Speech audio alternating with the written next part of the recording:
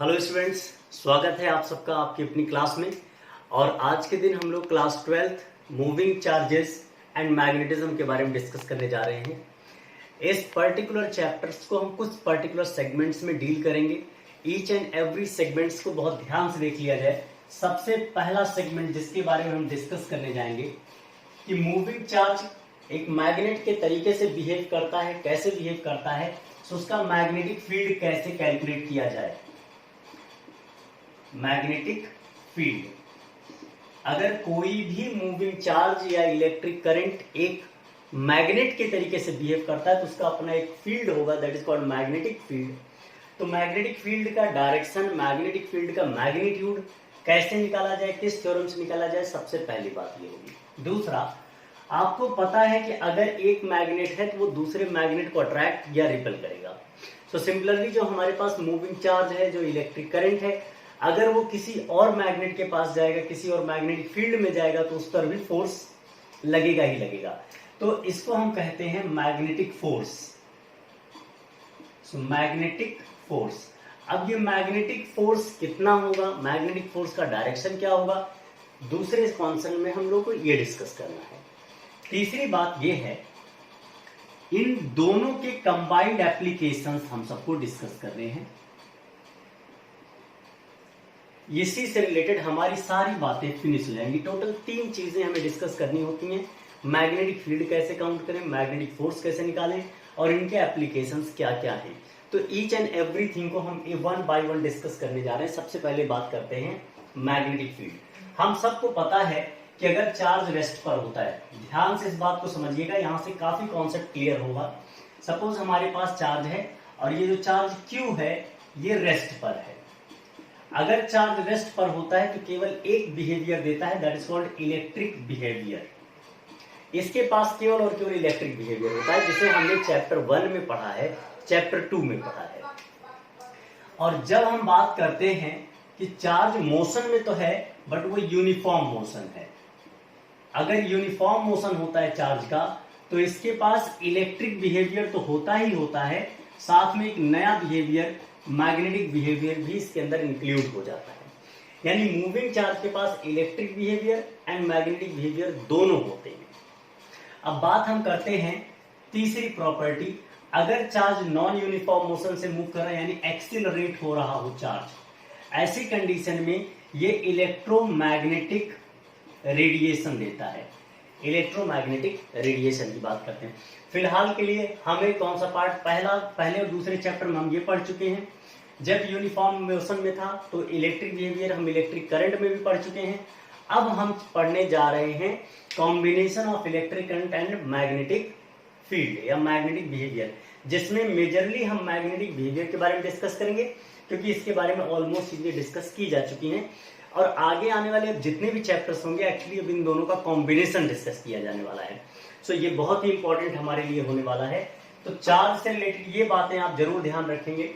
ये 1 marker question में competitive exams में भी अक्सर पूछ लिया जाता है कि अगर चार्ज यूनिफॉर्म मोशन में है तो उसके पास कौन सा बिहेवियर होता है, चार्ज अगर रेस्ट में है तो कौन सा बिहेवियर होता है, और इस तरीके से। अब बात चल गई पता कि अगर ये यूनिफॉर्म मोशन में है तो इसके पास मैग्नेटिक बिहेवियर होगा। तो फिर ये मैग्नेटिक बिहेवियर अगर है तो मैग्नेटिक बिहेवियर में 2 बातें, मैग्नेटिक जो फील्ड क्रिएट करेगा ये, उसका मैग्नीट्यूड कितना होगा, और उस मैग्नेटिक फील्ड का डायरेक्शन क्या होगा। इन दोनों के बारे में बात करने के लिए हमारे पास 2 साइंटिस्ट हैं जिन्होंने ये सारी बातें करी थी। सबसे पहले साइंटिस्ट का नाम है बायोट-सेवर्ट लॉ। तो मैग्नेटिक फील्ड के बारे में हम बात करने जा रहे हैं, बहुत क्लियर रखिएगा। और मैग्नेटिक फील्ड के बारे में 2 लोगों ने बात किया था, मैं कंबाइंड यहां पर आपको बता दूं। एक का नाम है बायोट-सेवर्ट, तो उनके थ्रू दिया गया जो लॉ है that is called Biot-Savart law, and second person was ampere. So ampere सर्कुटल law. In 2 law से हम मैग्नेटिक फील्ड के बारे में जानने की कोशिश करते हैं। 1 बाय 1 इनके बारे में हम डिस्कस करने जा रहे हैं। इस पूरे वीडियो में हम इन दोनों के बारे में कंप्लीट डिस्कशन करेंगे। तो चलिए जरा स्टार्ट करते हैं Biot Savart law. Biot-Savart law. Biot-Savart law क्या होता है दोस्त, अगर मान लिया जाए हमारे पास कोई एक कंडक्टिंग वायर है और इस कंडक्टिंग वायर में यूनिफॉर्मली आई करंट फ्लो हो रहा है। सो आई करंट फ्लो होने से, जैसा अभी अभी हमने कहा, यूनिफॉर्म मोशन होने से एक मैग्नेटिक बिहेवियर क्रिएट होगा, तो इसके भी चारों तरफ एक मैग्नेटिक बिहेवियर क्रिएट हो जाता है। अब मैग्नेटिक बिहेवियर क्रिएट होगा तो उसकी दो चीजें, मैग्नीट्यूड एंड डायरेक्शन। तो चलिए हम एक जनरल पॉइंट पकड़ते हैं और मैग्नीट्यूड एंड डायरेक्शन दोनों निकालने की कोशिश की जाती है। यहां से मैंने एक छोटा सा सेगमेंट इसका ले लिया, consider the length of the segment is dl, एक छोटा सा सेगमेंट ले लिया और इस सेगमेंट से किसी डिस्टेंस r पर, r पोजीशन वेक्टर अगर लेना चाहें सो dr पोजीशन वेक्टर या r पोजीशन वेक्टर पर हम कोई पॉइंट p ले लेते हैं और इससे थीटा एंगल पर हम मैग्नेटिक फील्ड देखने जा रहे हैं। तो यहाँ P पॉइंट पर जो मैग्नेटिक फील्ड होगा इस dl की वजह से, ओनली फॉर dl मान लिया जाए, वो मैग्नेटिक फील्ड कितना होता है dB। बिकॉज ये लॉ है इसलिए इसका कोई डेरिवेशन नहीं, इसका सिंपल एक स्टेटमेंट होता है। जो लॉज होते हैं वो एक्सपेरिमेंट के बेसिस पर बनाए गए होते हैं, तो ये एक्सपेरिमेंट के बेसिस पर इन्होंने बताया, इसका एक्सप्लेनेशन दिया। क्या दिया कि जो मैग्नेटिक फील्ड होता है that is directly proportional to amount of current flow through the wire. जितना ज्यादा करंट फ्लो करेगा मैग्नेटिक फील्ड की स्ट्रेंथ उतनी ज्यादा होगी। अगली बात इन्होंने कहा जो मैग्नेटिक फील्ड हमारे पास आता है that is cross product of dl and r। जो हमारे पास dl है और जो r है इसका क्रॉस प्रोडक्ट इसके डायरेक्टली प्रोपोर्शनल होता है। और अगर मैं इस मैग्नीट्यूड की यहां पर बात करूं तो ये डायरेक्टली प्रोपोर्शनल होता है हमारा 1/r³। इन तीनों को अगर हम लोग कंबाइन कर लें 1, 2 और 3, इन तीनों को अगर हम लोग कंबाइन कर लें तो यहां से एक कॉमन स्टेटमेंट आपके पास निकल के आ जाएगा, dB is directly proportional to I dl cross r whole divided by r³। जब आप प्रोपोर्शनलिटी हटाने जाएंगे तो we have to select a constant, और यहां जो कांस्टेंट की वैल्यू होती है एक्सपेरिमेंटली उसकी वैल्यू निकाली गई, so that we found μ0 divided by 4 pi I dl। और मैं इस क्रॉस प्रोडक्ट को ब्रेक करने जा रहा हूं, तो यहां से आ जाएगा I dl into r into sine theta n cap whole divided by r³। आप फाइनल देखें ध्यान से अगर इस बात को, तो ये वैल्यू dB की जो हमारी वैल्यू आ जाती है ये आ जाएगा μ0 divided by 4 pi I dl, r से एक r कट जाएगा, साइन थीटा रहने देते हैं यहां पर, और r² n कैप। ये पूरा हमारा एक मैग्नेटिक फील्ड निकल के आ जाता है अकॉर्डिंग टू बायोट-सेवर्ट लॉ। ये बात हम लोग को ध्यान में रखनी है कि ये जो n कैप का डायरेक्शन है, ये n कैप का डायरेक्शन किसकी वजह से आता है, dl और r की वजह से आता है। Again I am repeating my word, जो n कैप होगा that always perpendicular to dl and r। और कैसे निकाला जाता है, जैसे वेक्टर लॉ का आज तक आपने 11th क्लास में पढ़ा है कि n का डायरेक्शन निकालना है तो dl की तरफ हम अपना रखते हैं राइट हैंड का finger, see it very clearly.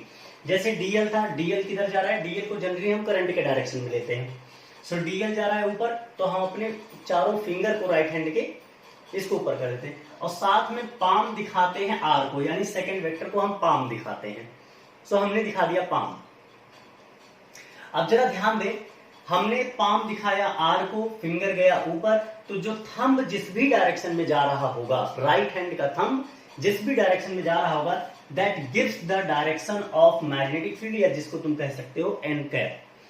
तो यहां पर हम लिख सकते हैं। और एक बात और अच्छा ध्यान रखना, अगर इनसाइड द बोर्ड हम कुछ भी लिखते हैं तो उसे क्रॉस से लिखते हैं, और बोर्ड के बाहर अगर कुछ भी जा रहा होगा तो उसे डॉट से लिखते हैं, तो आउटसाइड द बोर्ड। यहां आप देखें कैसे जा रहा है, dl पहला वेक्टर r और dl ऊपर r सामने, सो थंब गया अंदर, तो इसलिए यहां पर इनसाइड द बोर्ड यहां पर मैग्नेटिक फील्ड होगा। मैग्नीट्यूड इतना होगा, डायरेक्शन ये होगा।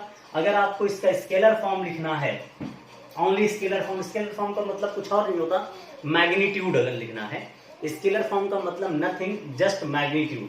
सो अगर हम केवल मैग्नीट्यूड की बात करें, सो dB की जो हमारे पास वैल्यू आ जाएगी that will be μ0 divided by 4 pi ideal sin theta whole divided by r square.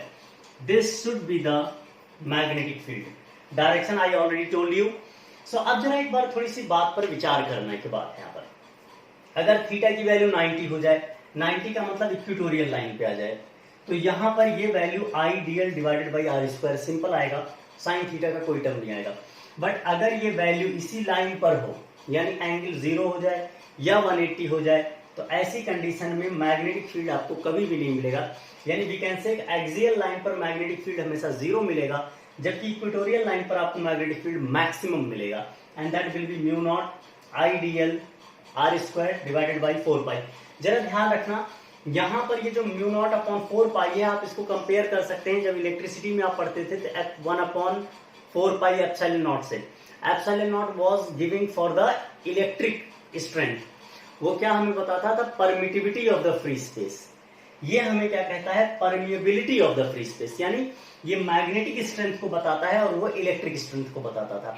ये पॉइंट्स अगर आपको क्लियर हो गया हो तो इसका हम लोग एप्लीकेशन कर सकते हैं, और एप्लीकेशन काफी इंपॉर्टेंट है, दैट्स वेरी वेरी इंपॉर्टेंट। तो अगर आप सबसे ये बन जाए तो तुरंत आगे हम लोग बढ़ते हैं। टिल देन जल्दी लिख लें सो दैट मैं इसको हटा सकूं। ओके, सो मैं अब इसको हटाने जा रहा हूं।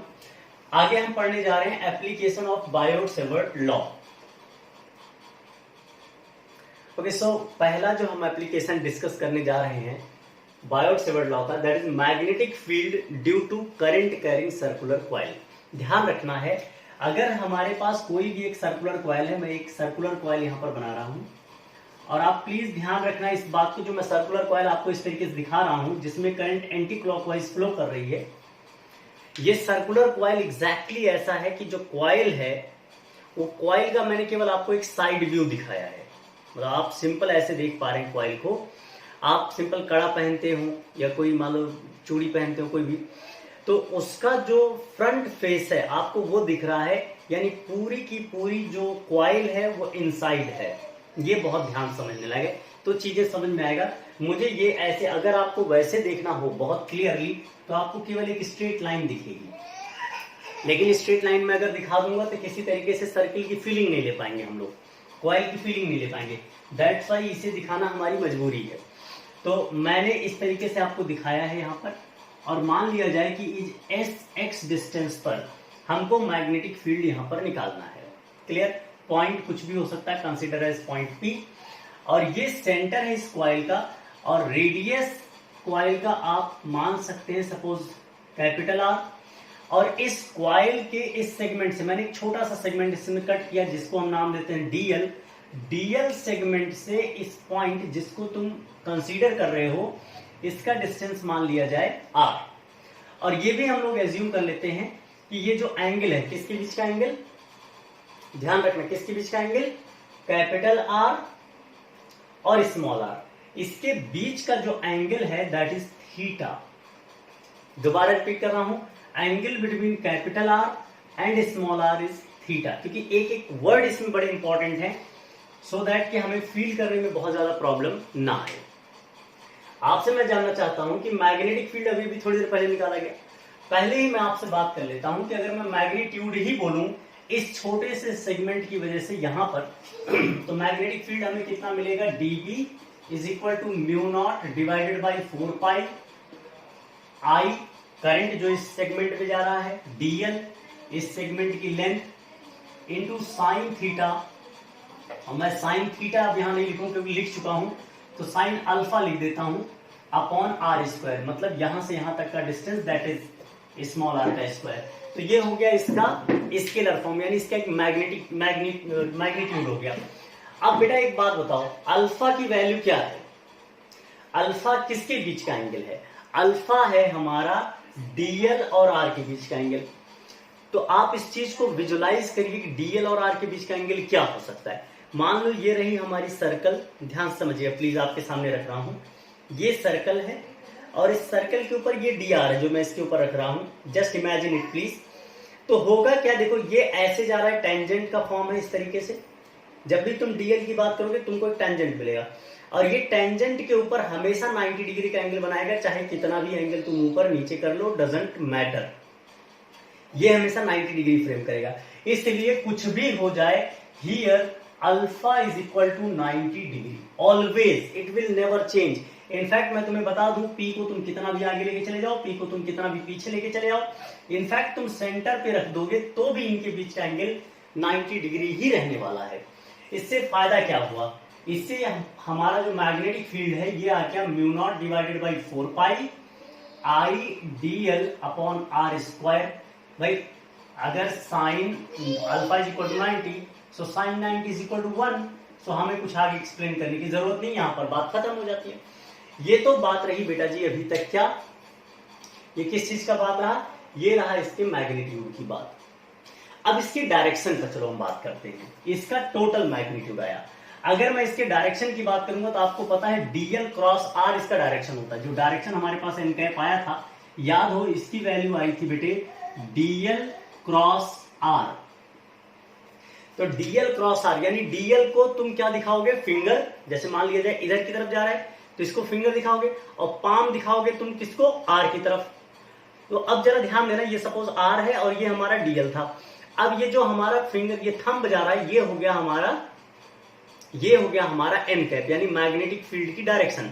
सो अगर आप ध्यान दें तो ये जो एन कैप होता है वो इसके और इसके दोनों के परपेंडिकुलर निकलता है। तो जब इन दोनों के परपेंडिकुलर निकलेगा, आप थोड़ा सा प्लीज विजुलाइज करोगे, it will feel very good. So ये वैल्यू आ जाएगी दोस्त डी, आप चेक कर सकते हैं। तो अगर बेटा जी ये थीटा है तो ये 90 माइनस थीटा, ध्यान से देख लीजिए, अगर ये थीटा तो ये 90 माइनस थीटा, ये थीटा तो फिर ये 90 माइनस थीटा, यानी एक्स एक्सिस के साथ ये एंगल दोबारा क्या बना रहा होगा, थीटा। बल्कि अगर मैं इसके कंपोनेंट को ब्रेक करूं तो ये बन जाएगा डीबी कॉस थीटा, और ऊपर की तरफ आ जाएगा मेरे दोस्त डीबी साइन थीटा।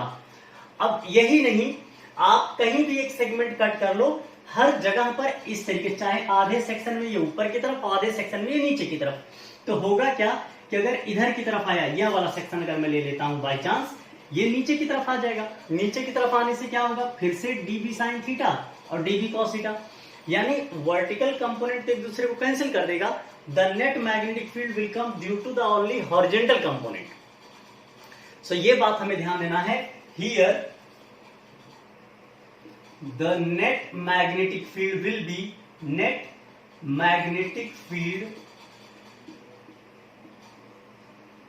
be क्या हो जाएगा दोस्त, इसकी वैल्यू बी नेट हो जाएगा integration of dB cos theta, और डीबी की वैल्यू मेरे दोस्त आपके सामने है। डीबी की वैल्यू उठा के रख देते हैं, mu naught divided by 4 pi I DL divided by R square cos theta. बहुत ध्यान से इस कॉन्सेप्ट को समझना है। जो कांस्टेंट टर्म है टेक इट आउटसाइड, जैसे mu naught upon 4 pi, I is constant, R is constant. चलो आर को एक बार तो देखो, सब कुछ ही कांस्टेंट वैसे जब यहां पर हम बात कर रहे हैं। फिलहाल के लिए R is also constant, so R square, cos theta is constant, तो कॉस थीटा को भी बाहर ही रख लो। बचता केवल क्या है, डीएल। और जब तुम डीएल का इंटीग्रेशन करोगे तो आपको एक्चुअली पूरे सर्कल का लेंथ मिल जाएगा, और length of the circle is called 2 pi R यानी सरकमफ्रेंस। सो फाइनल रिजल्ट हमारे सामने आ गया, mu naught I divided by 4 pi R square cos theta into 2 pi capital R. दोस्त यहां से थोड़ी सी और बात अगर हम सीखें कि कॉस थीटा की वैल्यू रख लिया जाए, तो cos theta is equal to क्या होता है, बेस अपॉन हाइपोटेनस। एक लाइन और यहां पर मैं बढ़ाता हूं आपके लिए, और इसको मैं यहां लिखने जा रहा हूं। ये जो हमारे पास अब नेट मैग्नेटिक फील्ड आ चुका है, that is equal to mu naught I divided by 4 pi R square into cos theta. Cos theta का मतलब दोबारा बोल देता हूं, capital R divided by small R into 2 pi capital R. देखो अब आपके सामने ये सारी वैल्यूज निकल के आ गई। अब कंबाइन कर देते हैं, so B net is equal to mu naught upon 4 pi I, और इसको कैंसिल कर देते हैं। सो 4 पाई से 2 पाई अगर कैंसिल हो जाएगा तो नीचे केवल 2 आने वाला है, 2r क्यूब और यहाँ आर स्क्वायर। ये हमारी फाइनल वैल्यू आ गई नेट मैग्नेटिक फील्ड की। लेकिन एक बात सोचो कि अगर इस P पॉइंट को मैं थोड़ा शिफ्ट करता रहूं और फाइनली अगर मैं सेंटर पे रख दूं, तो यहां पर x की वैल्यू क्या हो जाएगी, 0। यानी R और R ये दोनों आपस में हो जाएंगे equal at centre small r is equal to capital R। So अब स्मॉल r कैपिटल R से ये सब कट जाएंगे और आपके पास जो नेट मैग्नेटिक फील्ड आएगा at the centre, net magnetic field at centre that is mu naught I upon 2R। ये हमारा आ जाएगा final result. So this is the application. तो सिचुएशन को समझना है, देखना है, जानना है, ये पहला हो गया। इस तरीके के और मैग्नेटिक फील्ड के हमें एप्लीकेशंस देखने हैं, उसे हम अगली वीडियो में देखेंगे। तब तक के लिए thank you so much for watching it. Thank you.